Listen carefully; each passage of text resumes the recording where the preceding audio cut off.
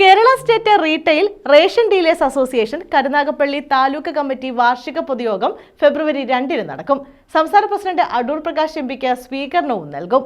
കരുനാഗപ്പള്ളി ധീവരസഭാ ഹാളിലാണ് പരിപാടി നടത്തുന്നതെന്ന് ഭാരവാഹികൾ വാർത്താസമ്മേളനത്തിൽ അറിയിച്ചു. Kerala state retail ration dealers association Karunagappally taluk വാർഷിക പൊതുയോഗം ഫെബ്രുവരി 2 നടക്കും. ഇതോടനുബന്ധിച്ച് സംസ്ഥാന പ്രസിഡന്റ് അടൂർ പ്രകാശ് എംപിക്ക് സ്വീകരണവും നൽകും.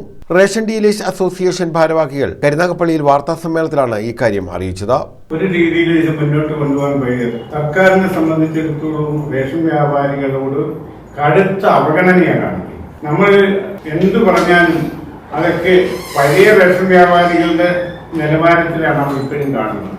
പണ്ട് കുറെ 50, 60, 70% ആളുകൾ വാങ്ങിക്കും, 100% ആളുകളുടെയും പറിച്ചു കൊടുത്ത് അങ്ങനെയൊക്കെ അത് അഡ്ജസ്റ്റ് ചെയ്ത് കഴിഞ്ഞുകൊണ്ടിരുന്നതാണ്. ആ സ്ഥിതി ഇന്ന് ഈ പോസ്റ്റിൽ കൈവച്ച് വിൽക്കുന്നവർക്ക് മാത്രം അരി കൊടുത്ത് കഴിയുന്ന ഒരു സ്ഥിതിയിൽ റേഷൻ വ്യാപാരികളെ സംബന്ധിച്ചിടത്തോളം പ്രത്യേകിച്ച് ഞങ്ങളുടെ കരുനാഗപ്പള്ളി താലൂക്കൊക്കെ എന്ന് പറയുന്നത് 100% കറക്റ്റായി കച്ചവടം ചെയ്യുന്ന കച്ചവടക്കാരാണ്. പൊതുസമ്മേളനം അടൂർ പ്രകാശ് എംപി ഉദ്ഘാടനം ചെയ്യും. CR മഹേഷ് MLA മുതിർന്ന വ്യാപാരിയെ ആദരിക്കും. ഡോക്ടർ സുജിത് വിജയൻപിള്ള MLA വിദ്യാഭ്യാസ അവാർഡുകൾ വിതരണം ചെയ്യും. നഗരസഭാ ചെയർമാൻ പടിപ്പുരയിൽ ലത്തീഫ് ഡയറക്ടറി പ്രകാശനവും സംസ്ഥാന ജനറൽ സെക്രട്ടറി KB ബിജു ചികിത്സാ ധനസഹായ വിതരണവും നിർവഹിക്കും.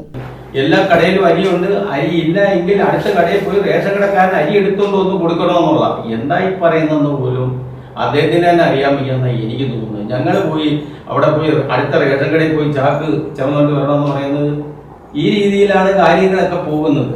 ഞങ്ങൾ ഇതിനു മുമ്പ് പലതും ചെയ്തിട്ടുണ്ട്, പല കാര്യങ്ങളും നടന്നിട്ടുണ്ട്.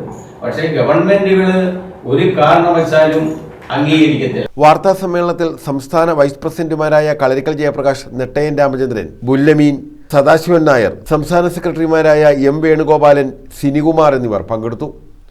News bureau, Karunagappally.